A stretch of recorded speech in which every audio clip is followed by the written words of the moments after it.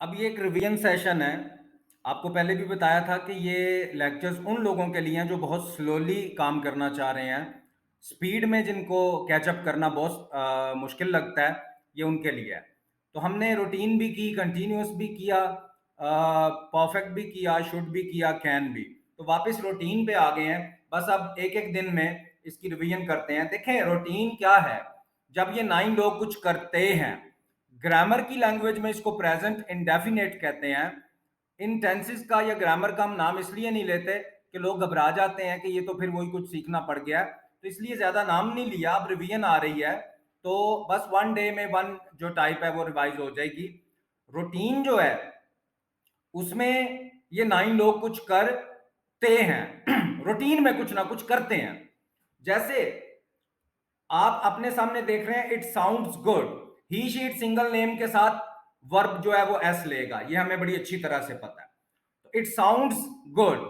किसी की बात सुनते हैं तो उसको कहते हैं तुम्हारी ये बात बड़ी अच्छी लगती है, कानों को सुनने में बड़ी अच्छी लगती है। कोई अच्छी बात करता है तो आप आगे से कह सकते हैं wow it sounds good. Negative इसका आपको पता है, ही शीट सिंगल नेम का नेगेटिव डज नॉट से बनता है, it does not sound good, कि ये बात जो है सुनने में कुछ अच्छी नहीं लगती है। क्वेश्चन है डज इट साउंड गुड। आप किसी को कोई बात कहते हैं और बाद में पूछते हैं कि क्या ये बात अच्छी लगती है, सुनने में कैसी लगती है, अच्छी लगती है। डज इट साउंड गुड और does it not sound good, क्या ये बात सुनने में अच्छी नहीं लगती है। ये हमारा क्वेश्चन का भी नेगेटिव बन गया है। क्वेश्चन का नेगेटिव टू टाइप से बनता है। डजंट इट साउंड गुड, क्या ये बात सुनने में अच्छी नहीं लगती है। लास्ट टू सेंटेंसेस जो है वो सेम होते हैं। सेकंड लास्ट जो है वो राइटिंग वाला स्टाइल होता है, और जो लास्ट है डजंट इट साउंड गुड, ये स्पीकिंग वाला स्टाइल होता है। राइटिंग में कोशिश करें वो यूज करें और स्पीकिंग में ये लास्ट वाला यूज करें। अब देखें इट साउंड्स गुड, ये बात सुनने में अच्छी लगती है। इट डजंट साउंड गुड, ये बात सुनने में अच्छी नहीं लगती।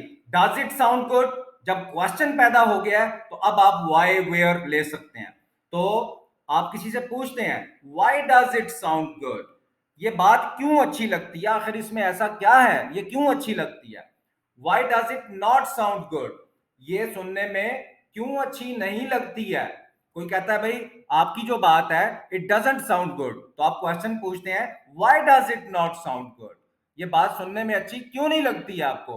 या why doesn't it sound good, ये सुनने में अच्छी क्यों नहीं लगती है। देखिए व्हाई का यूज यहां पे बहुत अच्छा हो गया।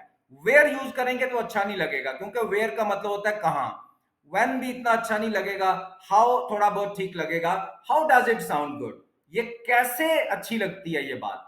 How does it not sound good, ये कैसे अच्छी नहीं लगती है। ये अच्छा, हाउ का यूज भी अच्छा हो गया। तो ही शीट सिंगल नेम में से हमने इट को यूज किया। इट साउंड्स गुड, वर्ब के साथ एस आएगा और नेगेटिव में डज नॉट आएगा, लेकिन फिर वर्ब के साथ एस नहीं आएगा। इंट्रोगेटिव में भी वर्ब के साथ एस नहीं आएगा। इंट्रोगेटिव के नेगेटिव में भी साउंड के साथ वर्ब के साथ एस नहीं आएगा। इट आपने ले लिया, ही के साथ एक कर लेते हैं।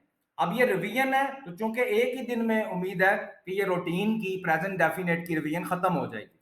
ही राइट्स, वो लिखता है।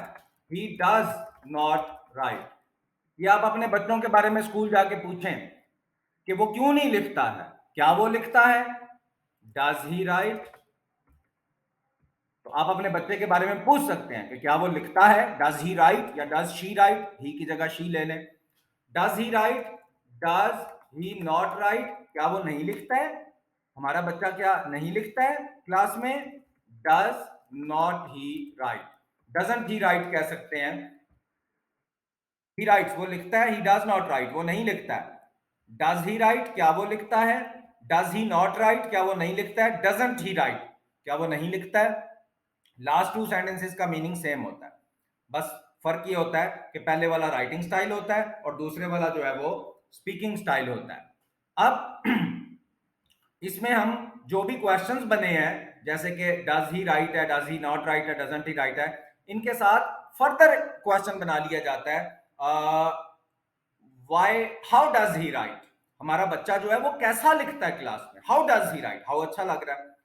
How does he not right, वो कैसा नहीं लिखता है। या हाउ डजंट ही राइट, वो कैसा नहीं लिखता है। वाई लेके देखते हैं वाई कैसा लगेगा। वाई डज ही राइट, वो क्यों लिखता है, टीचर आपको बताते हैं कि भाई ये क्लास में लिखता है, तो आप कहते हैं भाई क्लास में क्यों लिखता है, why does he right in in the class, वो क्लास में क्यों लिखता है, इसको तो घर पे लिखना चाहिए। तो अब आप देखें कि वो क्लास में क्यों लिखता है, इसको तो घर पे लिखना चाहिए, घर पे लिखना चाहिए कि इंग्लिश भी हमें आती है शुड में, लेकिन अभी हम उस तरफ नहीं जाएंगे।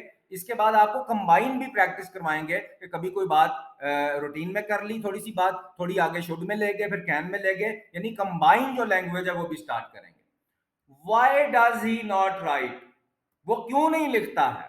Why doesn't he write? वो क्यों नहीं लिखता है? तो आपने देखा ही के साथ भी बना लिया, शी के साथ भी आप बना लें, इसको इट के साथ बना लें, सिंगल नेम किसी का ले लें, जुनेद ले लें, आप किसी का नाम असलम ले लें, जो भी है, इरफान ले लें, जुनेद ले लें, जो भी आपने लेना है वो उसके साथ भी एज इट इज बनेगा, इसी फार्मूला से बनेगा। Junaid rights, Junaid does not right, does Junaid right, does Junaid not right, यानी ही की जगह जुनेद लेते हैं। डज नॉट जुनेद राइट, क्या जुनेद नहीं लिखता है, फिर आगे वाई वेयर का यूज। ये आप लोग अभी ये प्रैक्टिस खत्म होती है, रिवीजन खत्म होती है, तो आपको किसी में भी बनाना, शुड में अचानक बनाना पड़ा है तो वो बनाएंगे, कैन में बनाना पड़ा है बनाएंगे, परफेक्ट में बनाना पड़ा है, रूटीन में, कंटिन्यूअस में, सब बनेगा। अब हम थोड़ी देर के लिए आ जाते हैं I will you the plural name में। तो यहां से मैं यू ले लेता हूं, प्रैक्टिस करनी है तो कुछ ले लेते हैं, सबको ट्राई नहीं करते, बाकी आप खुद भी ट्राई कर सकते हैं। यू यू के बाद हम लेते हैं कि यू बिलीव दिस, तुम इस बात को मानते हो। You do not believe this. जो आई वो यू द प्लूरल नेम है उसमें बिलीव यानी कि वर्ब के साथ ऐसा नहीं आएगा और नेगेटिव डू नॉट से बनेगा। ये बात हम पहले भी काफी दफा कर चुके हैं। You do not believe this, तुम इस बात पे बिलीव नहीं करते हो।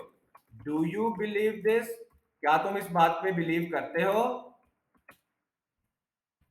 Do you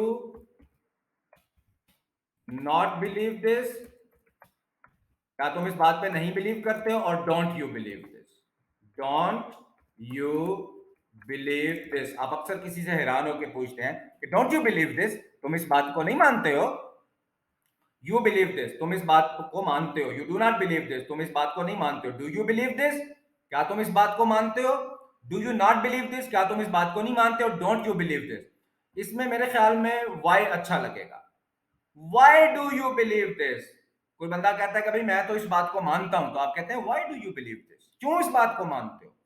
why do you, कोई कहता है मैं तो इस बात को नहीं मानता, तो आप उससे पूछते हैं why do you not believe this या why don't you believe this. तो इसके साथ भी व्हाई ज्यादा अच्छा लगा है। डू यू बिलीव दिस, बस इसके साथ हाउ मच भी अच्छा लगेगा। How much do you believe this, तुम इस बात को कितना ज्यादा मानते हो। How much do you believe this, how much वैसे नेगेटिव में भी यूज कर लें। How much do you not believe this, तुम इस बात को कितना नहीं मानते हो। लेकिन जितना अच्छा इसके साथ लगा है, how much do you believe this, तुम इसको किस हद तक मानते हो, ये बहुत अच्छा लगा। बाकी दोनों के साथ भी ये जो क्वेश्चंस है नेगेटिव वाले, इनके साथ भी हाउ मच कुछ अच्छा तो लग ही जाएगा, बट कुछ सेंटेंसेस के साथ बहुत परफेक्ट जो है वो उसका कॉम्बिनेशन बन जाता है।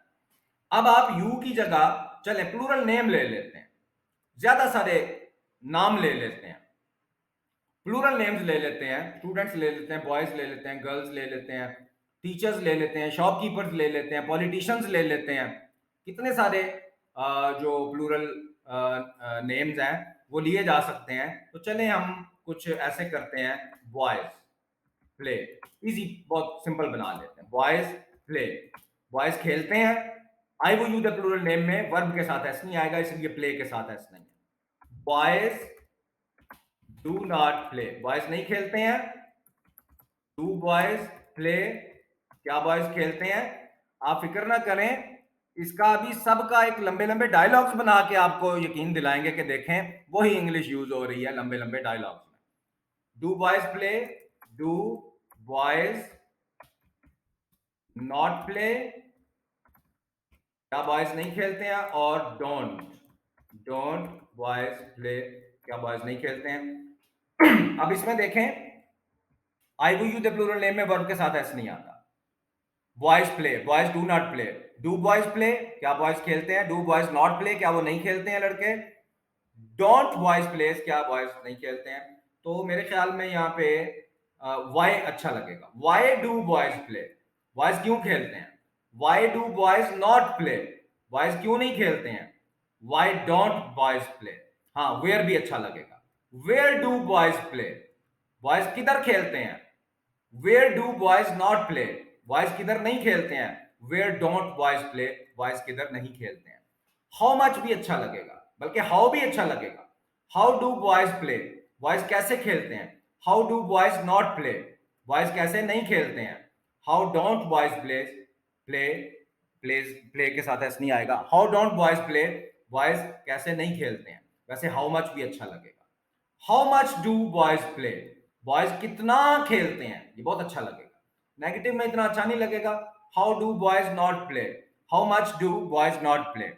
देखिए ना, बोलते हुए भी वो मैच नहीं कर रहा, तो हाउ मच जो है वो ज्यादा इसके साथ ही अच्छा लगेगा। How much do boys play, boys कितना खेलते हैं। नेगेटिव में लेना है तो ले लें। How much do boys not play, boys कितना नहीं खेलते हैं। कुछ अजीब हो गया। How much don't boys play, boys कितना नहीं खेलते। तो आप देखा हाउ मच ज्यादा इसी में अच्छा लग रहा है। ग्रामेटिकली बाकियों के साथ भी आप दोनों के साथ बना लें, लेकिन एक होता है नेचुरल, तो वो नेचुरल इसके साथ। तो आप ये नहीं कि रूटीन की रिवीजन खत्म हो गई है, अब आगे हम ये पांचों का हो जाए एक दफा रिवीजन रोजाना एक एक, उसके बाद हम आपको लंबे लंबे डायलॉग्स दिखाएंगे दो लोगों के बीच में, दो नेटिव्स के बीच में, और देखना वो वही लैंग्वेज यूज कर रहे होंगे। वोकैबुलरी में आप लोग टीवी वगैरह देखते हैं, प्रोग्राम्स देखते हैं, उसमें एक वर्ड यूज होता है, शायद आपके सामने बोला गया हो, लेकिन चूंकि वो पहले कभी सुना नहीं तो वो आपको नहीं पता चला होगा कि ये बोला गया है। Standing ovation. स्टैंडिंग ओवेशन होती है कि जब किसी प्रोग्राम में किसी गेस्ट को बुलाया जाता है तो सब लोग खड़े होकर उसका इस्तकबाल करते हैं, तो हम कहते हैं इस गेस्ट को स्टैंडिंग ओवेशन मिली है, खड़े होकर खराज तहसीन मिला है। तो जब भी किसी गेस्ट को, या आपके यहाँ कोई लोग, आप कहीं बैठे हुए हैं क्लास में या कहीं पे, और कोई आता है और आप लोग खड़े होकर उसका इस्तकबाल करते हैं, तो उस गेस्ट को आपने क्या दिया है? स्टैंडिंग ओवेशन दिया है।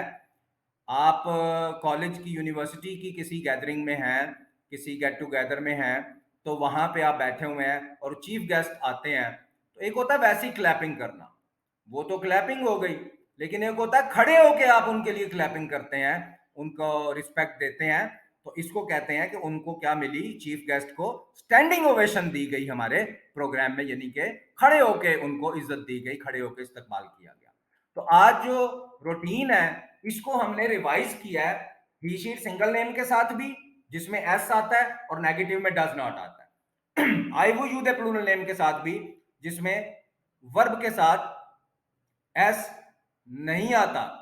ये आप देख रहे हैं कि प्ले के साथ एस नहीं आया, और नेगेटिव में डू नॉट आता है। और फिर जो क्वेश्चंस बनते हैं उनके साथ हमने वाई, वेयर, हाउ मच का भी यूज करके दिखाया है। रूटीन के बाद बाकियों को भी एक एक दिन में अब हम रिवाइज करेंगे, क्योंकि देखें जब आप थोड़ा एंड पे जाते हैं तो स्टार्ट वाली चीजें थोड़ी बैक ऑफ माइंड चली जाती हैं, तो इसलिए रिवीजन है, एक एक दिन बस इनकी रिवीजन कर लें, फिर इन पांचों को एक साथ यूज करके आपको दिखाएंगे कि देखें कितनी लैंग्वेज जो है वो जनरेट हो रही है। तो इस तरह से आपको थोड़ी रिवीजन देना भी आज का पर्पस था, ताकि, क्योंकि हमें भी चीजें भूल जाती हैं अगर हम उनको रिवाइज नहीं करते हैं या उनका एक्सपीरियंस नहीं करते रहते हैं। इसलिए हमें पता है कि अगर ये आप थोड़ा सा भूल गए हैं तो ये बिल्कुल नेचुरल है, इस पे आपने परेशान नहीं होना। चीजों को बार बार अपने सामने लाना चाहिए। उर्दू भी हम उतनी ही बोल सकते हैं जितनी एवरीडे लाइफ में हम बोलते रहते हैं। कोई और सेंटेंस इस तरह के बोलने पड़े जो हमने कभी बनाए नहीं है तो वो हमसे भी नहीं बोले जाएंगे। इसलिए आपने बिल्कुल कंफ्यूज नहीं होना अगर आप थोड़ा सा भूल गए हैं, इसीलिए आज आपको रिवीजन करवाई जा रही है।